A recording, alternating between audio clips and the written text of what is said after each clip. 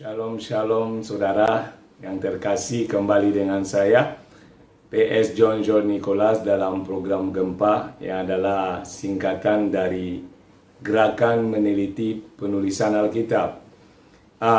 Sekarang saudara, saya dalam persiapan mau pergi olahraga sedikit untuk bisa menjaga kesehatan, cari keringat, pakai jaket.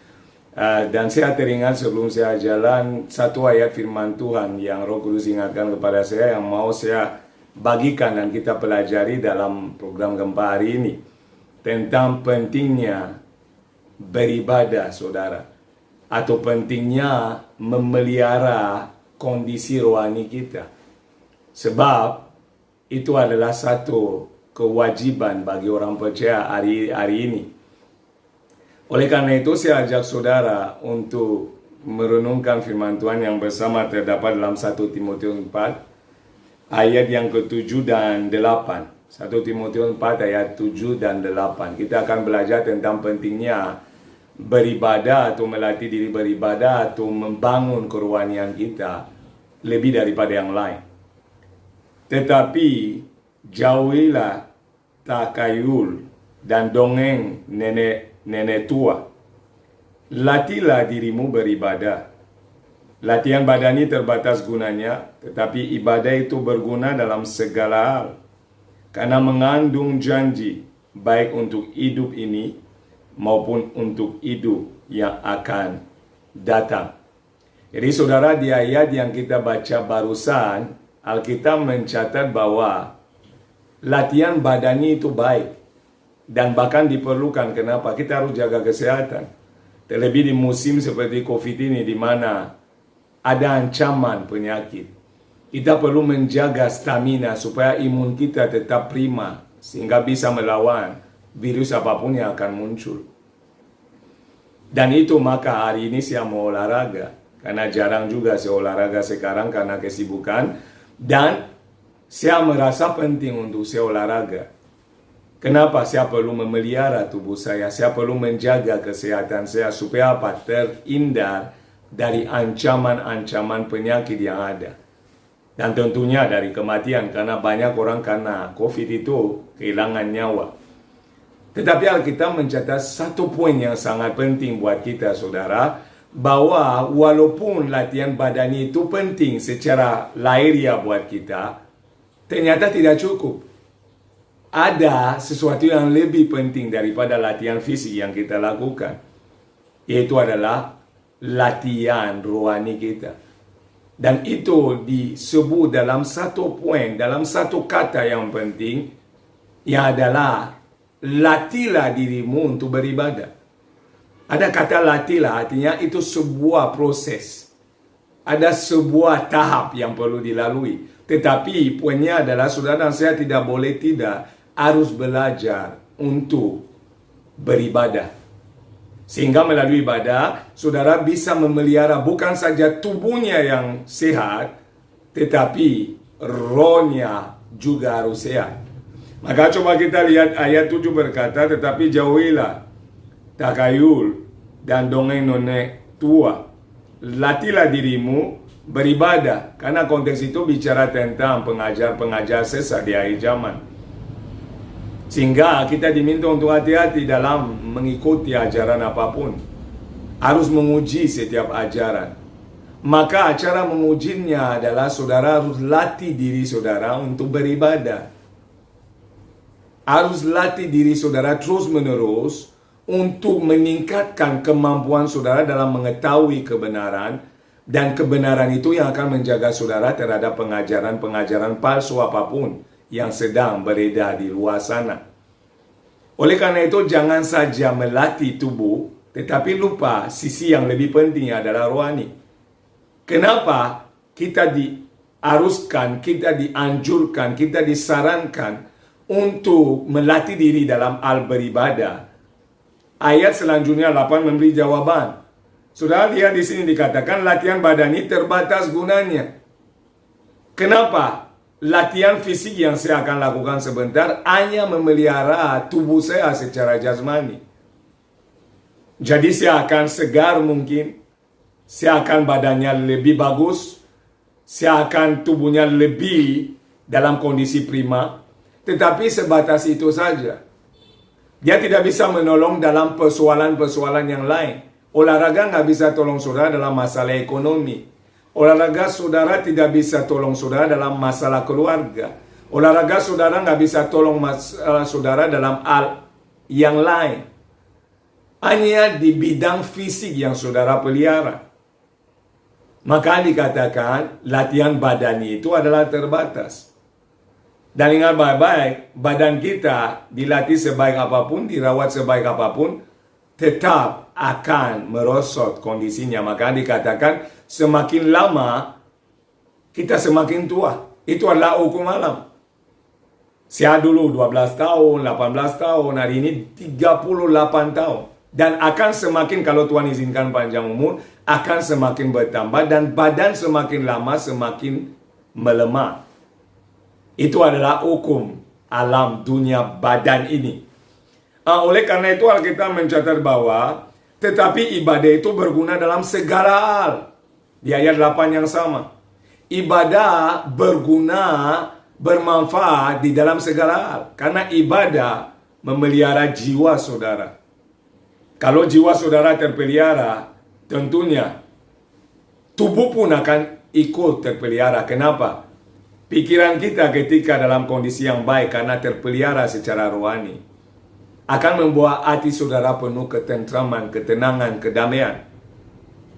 Perasaan saudara akan meresponi pikiran saudara. Pikiran saudara akan membuat saudara punya perasaan tenang dan tentram, sehingga saudara akan bertindak juga dengan penuh sukacita, dengan damai sejahtera. Dan dampak ini akan berpengaruh kepada tubuh saudara, karena tubuh, jiwa, dan roh adalah satu kesatuan. Kalau hati saudara gembira, Alkitab catat, jagalah hatimu dengan segala kewaspadaan, sebab dari situ terpancar kehidupan. Kalau hati saudara adalah baik kondisinya, pasti pikirannya tenang. Kalau pikirannya tenang, tubuhnya juga jadi bagus dan segar. Maka orang yang banyak pikiran, orang yang tertekan pikirannya, pasti lama-lama ada penyakit yang datang, stres dan seterusnya, sehingga tekanan-tekanan ini akan berdampak buruk terhadap tubuh tadi. Maka dikatakan bahwa latihan badani terbatas, tetapi ibadah sangat-sangat berguna dalam segala hal. Dia memelihara segala aspek kehidupan saudara. Jiwanya terpelihara, tubuhnya terpelihara. Semuanya terpelihara. Sehingga saudara bisa mendapatkan manfaat yang sangat luas. Karena ibadah itu sangat-sangat penting. Maka di ayat 7 dikatakan, latihlah dirimu untuk beribadah. Ibadah mendatangkan damai sejahtera, sukacita. Kenapa? Melalui ibadah roh Allah bekerja. Dan kita tahu roh itu adalah roh penghibur, roh penolong. Roh yang mengajarkan kita, yang membawa kita di dalam seluruh kebenaran. Roh yang memerdekakan kita. Oleh karena itu saudara, orang yang melatih dirinya beribadah, orang yang tekun mencari Tuhan melalui ibadah yang dilakukan, melalui menggali firman Tuhan, melalui doa dan sebagainya, sarana apapun yang ada, dia pasti terpelihara dalam segala sesuatu. Maka dikatakan ibadah sangat berguna untuk segala sesuatu. Tetapi latihan badani seperti latihan fisik yang saya lakukan atau saudara lakukan, dia hanya berguna di dalam hal badani yang saudara kerjakan, dalam hal fisik saudara, dalam hal kesehatan jasmani. Tetapi tidak bisa menjawab kebutuhan-kebutuhan yang lain. Oleh karena itu saudara, belajarlah hari ini untuk beribadah kepada Tuhan. Latihlah diri saudara untuk terus-menerus membangun kerohanian saudara. Maka dikatakan bahwa semakin lama badani kita semakin merosot, kata Paulus. Tetapi rohani kita semakin harus kuat. Maka dikatakan daging itu lemah dan roh itu yang adalah kuat dan penurut. Saudara boleh memelihara tubuh sebaik apapun, tetapi tubuh itu ingat baik-baik punya kelemahan karena tubuh adalah daging. Dia bisa gagal. Makanya tubuh itu bagus dipelihara, tetapi lebih penting daripada tubuh, rohani saudara dan saya perlu dipelihara, dijaga. Sehingga kita bisa menghadapi tantangan apapun. Ada orang yang sehat secara jasmani tetapi sakit secara mental. Ada orang yang sakit dalam bagian yang lain seperti ekonomi, sakit dalam keluarga, sakit dalam berbagai macam hal. Tetapi ketika orang melatih diri beribadah, tubuhnya pasti terpelihara. Masalah apapun yang dihadapi pasti mendapat jalan keluar. Maka ayat yang sama berkata karena mengandung janji. Jadi saya ulangi, latihan badan ini terbatas gunanya, tetapi ibadah itu berguna dalam segala hal.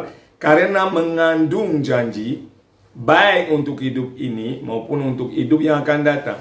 Jadi di dalam ibadah ada janji Tuhan di sana. Ketika saudara bersekutu dengan Dia, ketika saudara belajar beribadah kepadanya, ketika saudara rindu lebih dalam mengenalnya, ketika saudara terus membangun persekutuan dengan cara yang terbaik setiap waktu, dengan disiplin rohani, dengan segala sesuatu yang diperlukan. Ingat baik-baik, dikatakan ada janji di sana. Dan janji Tuhan tidak pernah gagal, dikatakan janji di masa kini. Jadi dalam kehidupan sehari-hari, janji untuk pemeliharaan, perlindungan, segala keperluan Tuhan pastikan, pasti saudara dapatkan. Kesehatan yang saudara butuhkan di musim COVID, Tuhan menjaminnya. Tetapi dikatakan ada janji juga untuk masa yang akan datang yang berbicara kekekalan. Jadi, kerohanian yang saudara pelihara menjamin, menjaga iman saudara, sehingga keselamatan yang sudah tersedia tidak sia-sia, saudara pasti mencapainya. Maka betapa penting saudara dan saya harus memahami bahwa beribadah adalah suatu kebutuhan utama. Sehingga saudara dan saya tidak sibuk terus-menerus mengejar al-al jasmani, al-al materi, al-al apapun yang lain dan mengabaikan sisi yang terbaik, ia adalah kerohanian saudara. Kenapa? Pada endingnya tubuh kita akan kembali menjadi debu. Sebaik apapun saudara memelihara tubuh itu, tubuh akan kembali menjadi tanah.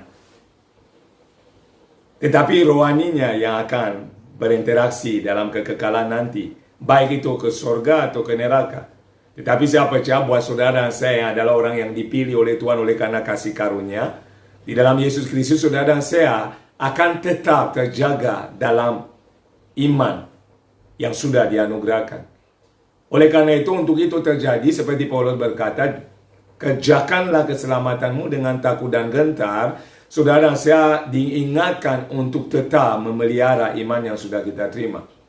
Karena iman itu tidak bisa dibeli oleh uang. Saudara, untuk memelihara tubuh bisa fitness. Bayar di fitness yang terbaik, makanan yang terbaik, sehingga gizinya bagus, tubuhnya terpelihara. Bisa dibeli dengan uang, bisa gunakan yang namanya uang.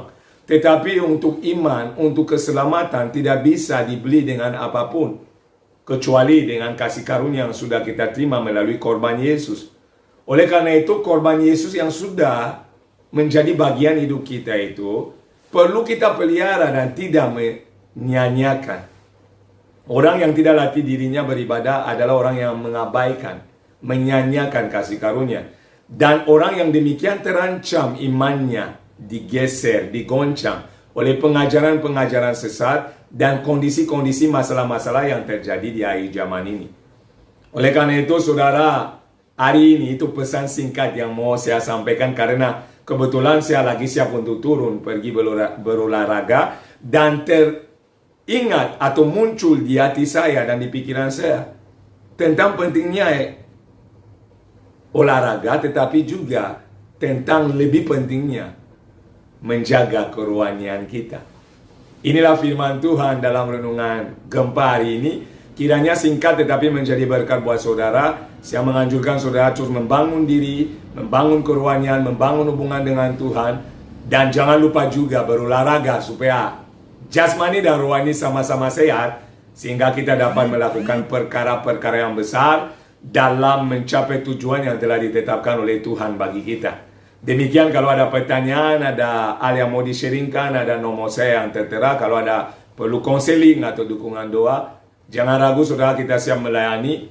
Dan semua untuk kemuliaan nama Tuhan. Kita sama-sama diperlengkapi belajar, sebab saya pun terus belajar dan tidak ada intinya kita harus belajar. Karena dengan belajar, kita tetap fokus dan bersumber kepada pokok anggur yang adalah Yesus Kristus.